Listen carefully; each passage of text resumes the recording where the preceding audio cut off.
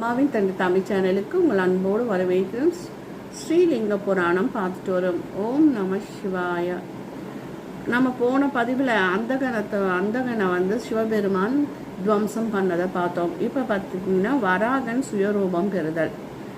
இரண்யாக்ஷன் வரக வடிவில் வந்த பரந்தாமனை எதிர்த்து போரிட வராக அவதாரம் எடுத்த திருமால் அசுரன் மீது பாய்ந்து அவனை கீழே தள்ளி அவன் மார்பில் ஏறி கூரிய கோரை பற்களால் அவன் மார்பை பிளந்து இரத்தத்தோடு ஆவியையும் குடித்து அவன் பதுக்கி வைத்திருந்த பூமியையும் மீட்டு தன் கொம்புகளில் தாங்கியவாறு வெளிப்பட்டார்.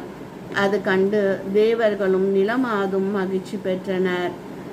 இருந்தாலும் அரியின் கோபம் தணியவில்லை. அதனால் அச்சமுற்ற தேவர்கள் பரமேஸ்வரன் முறையிட ஈசன் மாதவனை நெருங்கி அவருடைய கடைவாய் கொம்புகளில் ஒன்றை பற்றி உடைத்தார். அப்போது பன்றி வடிவில் இருந்த பரந்தாமன் சுயரூபம் பெற்று ஈசனை துதி செய்து வணங்கினார். முழு வரலாறு நம்ம வராக புராணத்திலையும் விஷ்ணு புராணத்திலையும் பார்த்துக்குவோம். பக்த பிரகலாதன் தந்தையாகிய இரண்யகசிபுவிடம் ஸ்ரீமன் நாராயணனிடம் விரோத பாராட்ட வேண்டாம் என்றும் அழுவை தடுக்க அவரிடம் பக்தி கொள்ளுமாறு வேண்டினார். அப்போது இரண்யகசிபு, இப்போது அந்த நாராயணனே வந்து உன்னை காப்பாற்றட்டும் என்று கூறி அங்கொரு கம்பத்தை உதைக்க அதிலிருந்து திருமால் நரசிம்ம வடிவில் தோன்றி இரண்யகசிபுவை கொன்றார். தேவர்கள் ஸ்ரீமன் நாராயணனை துதி செய்து சாந்தமடையுமாறு வேண்டினார். லக்ஷ்மியும் பிரகலாதனும் பிரார்த்தித்தன.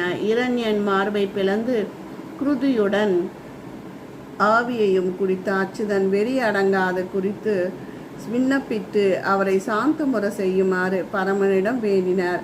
ஈசன் சரபம் என்ற பறவை வடிவுடனும் நரசிம்மன் முன்பு வர சரபமும் நரசிம்மமும் ஓதின. முடிவில் நரசிம்மர் கலைத்துவிட ஈசன் அவரது தோலை கிழித்து உரித்து தன் மேல் போர்த்தி கொண்டார். நரசிம்மரின் வெறி அடங்கியது. அவர் சாந்தமடைந்தார். பக்த பிரகலாதன் முழு வரலாறும் விஷ்ணு புராணத்திலையும் பாகவத புராணத்திலையும் இருக்கு. அடுத்த ஒரு பதிவில் ஜலந்தரன் வரலாறு பற்றி பார்க்கலாம். நன்றி, வணக்கம்.